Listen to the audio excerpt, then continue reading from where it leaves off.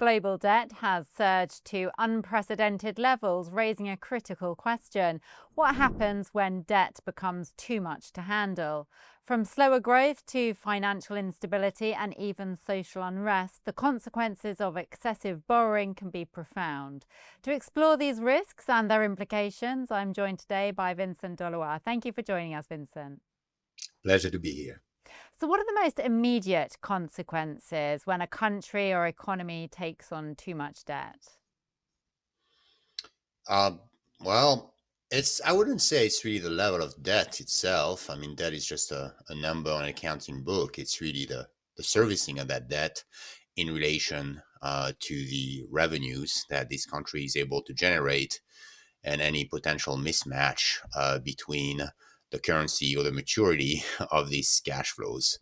When a country cannot meet its obligation, and by that I mean the servicing of the debt, not necessarily the principal, it either needs to find someone who's willing to lend it more money, and usually people don't like to lend money to people who cannot repay the money they've already borrowed, or it need to restructure the debt, and people rarely like to have what my debt is your asset. So if I'm lowering the value of my liability, I'm lowering the value of your asset. So I'm kind of asking you for a haircut here.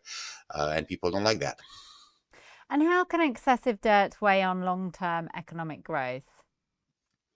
Well, this is a bit of a controversial topic in academic literature. I don't know if you remember back, well, now 15 years ago, no, 10, 15 years ago during the Soviet debt crisis, there was what was called the Excel recession, when Harvard professors Rogoff and I think Carmen Reinhardt published a paper showing that once debt reached a certain threshold, I think it's around 100% of GDP, all hell starts to break loose. It's kind of a kinked type of relation. Like, if you pass a certain threshold, everything goes to hell. And that paper was used to justify many of the policies that were implemented in Europe. The only problem is that paper relied on a data error entry in Excel, which is why you should really pay your junior analyst, or even better, learn how to do Excel yourself, and not rely even if you're a Harvard professor. So no, I don't think there really is a magical number, as the paper suggested, that creates these accidents. A lot of it really, at the end of the day, is just, I mean, it's a contract. So you cannot say a contract in the existence of a contract. It is what is in the contract that matters, right? So if you have a lot of debt that's financing productive assets, there's a good case to make for it. Let's say you're a poor country, you want to industrialize, and you're building highways and dams and things like that. Your debt load can go up, but then if you have the cash flow that will meet that these cash flow, these redemption needs in the future, you're actually adding value. Debt can be additive. On the other hand, if let's say you are let me randomly guess, a developed European economy somewhere in Western Europe, with a weak government, an angry populace, and a high level of social spending, and weak authority, which you'll understand. I'm not picking on you because you're British. I'm French, so it could apply to both. And you're using debt to finance this social spending, and your trend growth is slowing because you have a very stupid policies at the same time. That's when you have a problem. So, what risks does high debt pose to financial stability in the markets? Um, well, again, I mean, if if you get into a liquidity or solvency crisis, I mean, in the short term, they're almost undistinguishable. Someone's going to take the pain, and suddenly an asset that you thought was going to mature at 100 will only be worth 70. So someone loses a lot of money. And quite often that someone owes money to someone else. So this is how the contagion effect spreads, right? What we thought was good collateral is not good collateral. So now we're worth less and someone else is exposed. So this is how we get this almost feels like a fire spreading. If you remember the Latam debt crisis of the 80s, in short succession, every Latam country kind of went into trouble, or even worse, the East Asian crisis late 90s. So with Thailand, and then it spread very rapidly around the globe. So yeah, it's a dangerous process, and it's preferable, of course, to intervene before the problem starts. And beyond economics, what social and political consequences can high debt bring? Right. Um, I mean, ultimately, all these, I tend to view all these issues of debt um, as generational and distributional. And that's really that's why it becomes political, because the people who benefited from the debt splurge are rarely the one that will have to suffer from its consequences.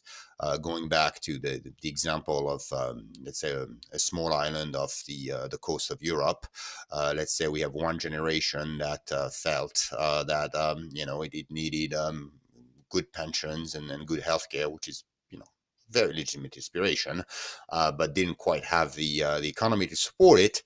When the debt crisis happens, that generation who benefited from the debt splurge is effectively asking the generation that comes after to pay for the bill.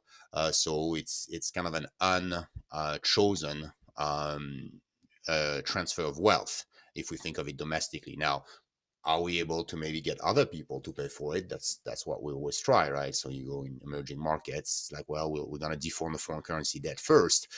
That will make the foreigners pay for it. But at the end of the day, it is someone has to pay the piper, and that's what leads to some political discontent. And is there a danger of economies falling into a debt spiral? How does that unfold? Well, what people refer to as a debt spiral is when the cost of servicing the debt exceeds the growth in revenue.